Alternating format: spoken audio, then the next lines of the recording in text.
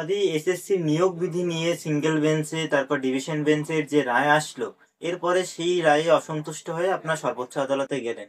কি কি আবেদন সর্বোচ্চ আদালতে করলেন এবং কেন সর্বোচ্চ আদালতে দ্বারস্থ হতে হলো আপনাদের?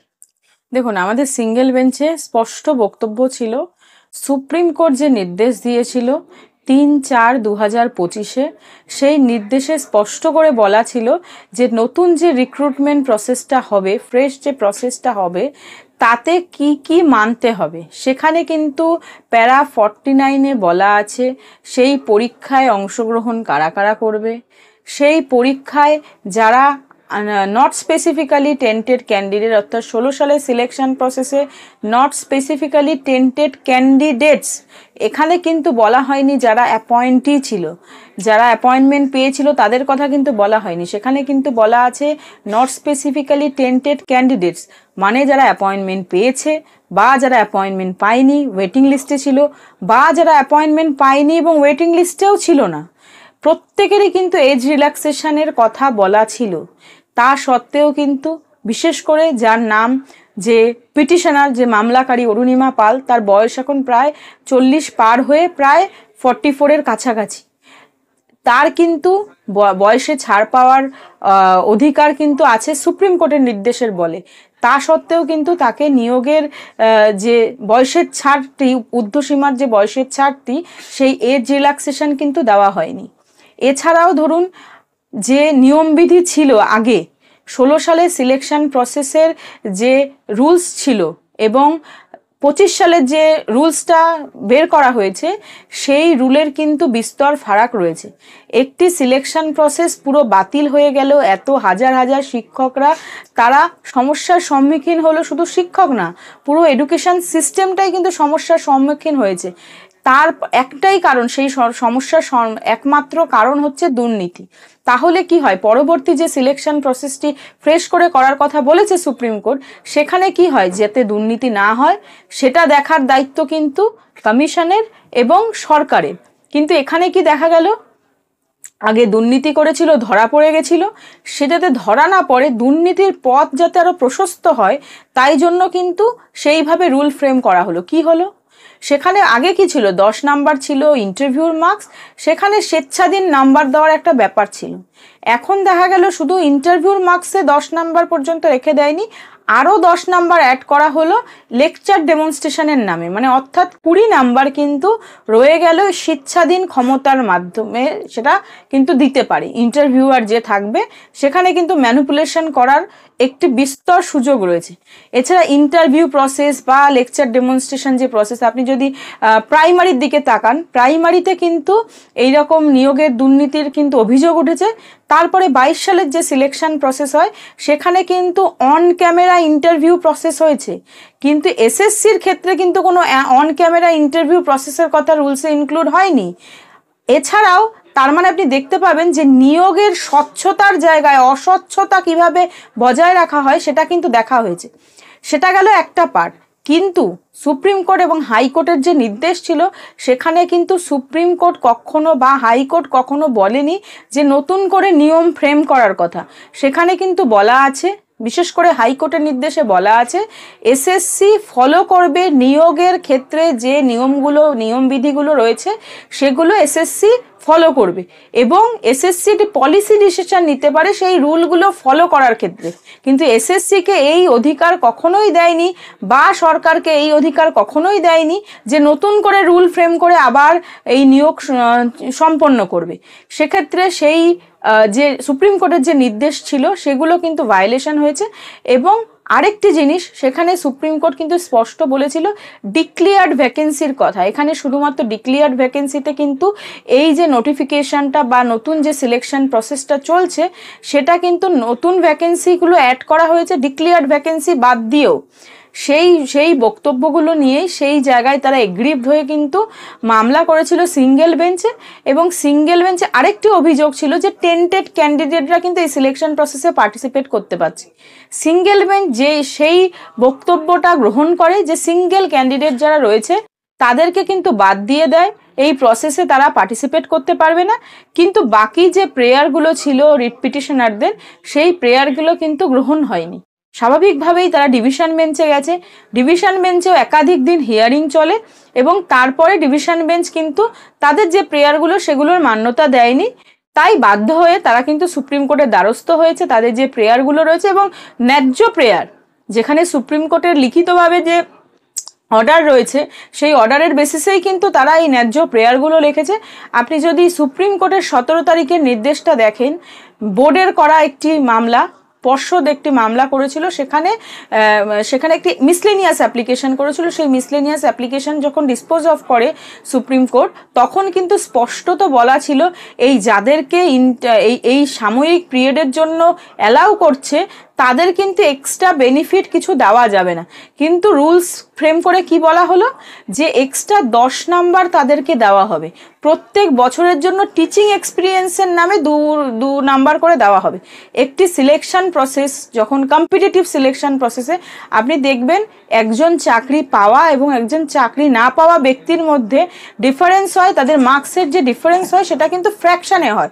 হয়তো 0.2 এর জন্য কেউ চাকরিটা পেল না, সেখানে এই একটা হিউজ নাম্বার 10 নাম্বার কাউকে পাইয়ে দেওয়া মানে হচ্ছে গভর্নমেন্ট চাইছে বা এসএসসি চাইছে যারা চাকরিরত অবস্থায় ছিল তাদেরকেই আবার চাকরিটা পাইয়ে দেওয়ার।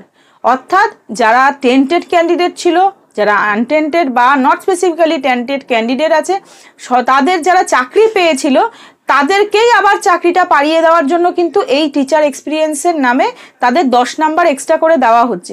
এছাড়া অর্থাৎ তাহলে কি হলো, যারা ডিপ্রাইভ ক্যান্ডিডেট ছিল, এই দুর্নীতির কারণে যারা ডিপ্রাইভ হলো, তারা কিন্তু আর সেই যোগ্য বিচারটা পেল না, তারা কিন্তু আবার ডিপ্রাইভড হলো। স্বাভাবিকভাবেই তারা এগ্রিভড হয়েছে এবং সুপ্রিম কোর্টের দ্বারস্থ হয়েছে। আশা করি এই মামলার দ্রুত শুনানি হবে, সেই মামলার নিশ্চিতভাবে যে বক্তব্যগুলো পিটিশনারদের আছে সেটি গ্রহণ হবে। কবে শুনানি হতে পারে সম্ভাবনা? আগামী সোমবারেই লিস্টে আছে, দেখা যাক সেদিন যদি সময় থাকে, কোর্টের যদি সময় পারমিট করে, নিশ্চিতভাবে সেদিনই হিয়ারিং হওয়ার একটা প্রবল সম্ভাবনা আছে।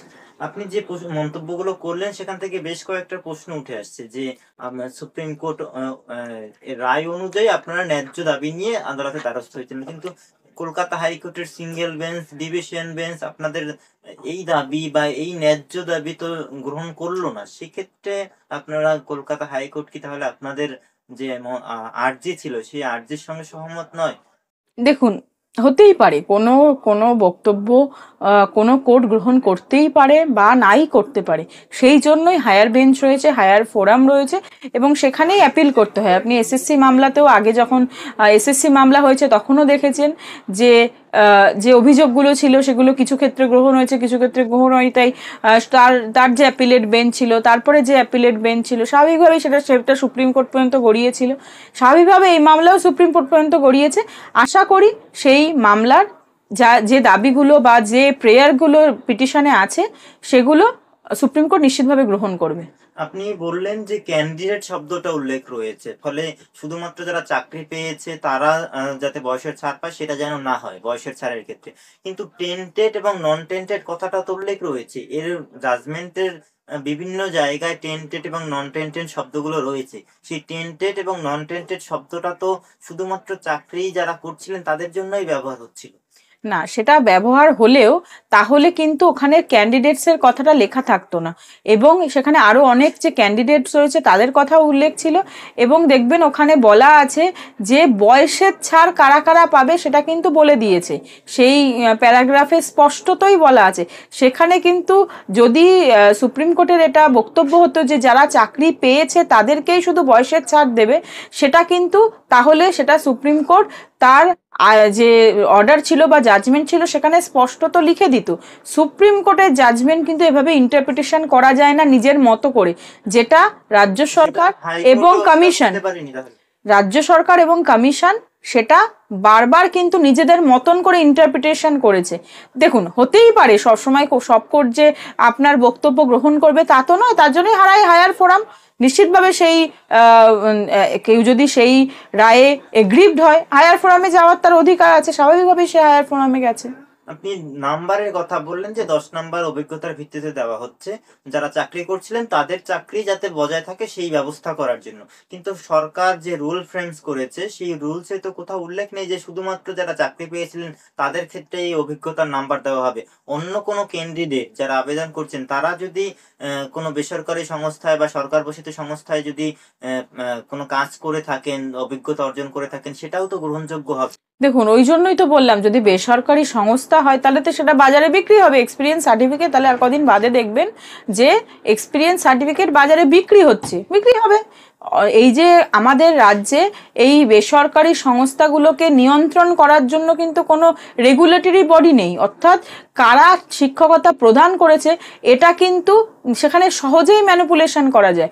যদি সেখানে রেগুলেটরি কোনো বডি থাকতো যেখানে ম্যানিপুলেশনের সুযোগ নেই, সেখানে কিন্তু আপনি বলতে পারেন যে সেটা কিছুর অথেন্টিকেশন আছে। কিন্তু দেখবেন আপনি বেসরকারি সংস্থাগুলো যদি আপনি এক্সপিরিয়েন্সের কথা বলেন বা সেখানে টিচিং শিক্ষা প্রদানের কথা বলেন, সেই সার্টিফিকেট যে কেউ ম্যানিপুলেশন করতে পারবে কিছু টাকা পয়সার বিনিময়ে। সেটা তো ন্যায্য নয়। এবং এভাবে এন্ট্রি লেভেলের কোনো এক্সামিনেশন এভাবে টিচিং এক্সপিরিয়েন্স এভাবে দেওয়া যায় না। মানে ওয়েটিং লিস্টে ছিল যারা চাকরি পায়নি, দুর্নীতি হয়েছে বলে, তাদের হয়ে আপনারা মামলা করেছিলেন এবং তারপরে পুরো প্যানেল বাতিল হয়ে পরীক্ষাটা হয়ে গেল। এখন তারা যদি বয়সের ছাড় না পায়, তাহলে তারা যখন প্রথমবার দুর্নীতির জন্য বঞ্চিত হয়েছিল, এবারও তারা বয়সজনিতার কারণে তারা বঞ্চিত হচ্ছে, আবেদনই করতে পারছে না। তাহলে এত মামলা করে প্যানেল বাতিল করে সুপ্রিম কোর্ট অব্দি গিয়ে তাহলে আদতে হলোটা? দেখুন, সুপ্রিম কোর্ট স্পষ্টত যারা ডিপ্রাইভ হয়েছে তাদের জন্যই কিন্তু এই রায় দিয়েছে। এই রায়কে নিজের মতন করে ইন্টারপ্রিটেশন করা যায় না, কোনোভাবে করা যায় না। এই রায়কে যারা রেসপন্ডেন্টস আছে বা ধরুন যারা এসএসসি রয়েছে, সরকারি তরফে যারা অ্যাপিয়ার করছে, তারা এই রায়কে নিজের মতন করে ইন্টারপ্রিটেশন করার চেষ্টা করছে এবং জজ সাহেবদের গুলিয়ে দেওয়ার চেষ্টা করছে। যেহেতু এই রায় সুপ্রিম কোর্ট দিয়েছে, তাই এই রায়কে ইন্টারপ্রিটেশন করে গুলিয়ে দেওয়া কিন্তু সুপ্রিম কোর্টে সম্ভব নয়।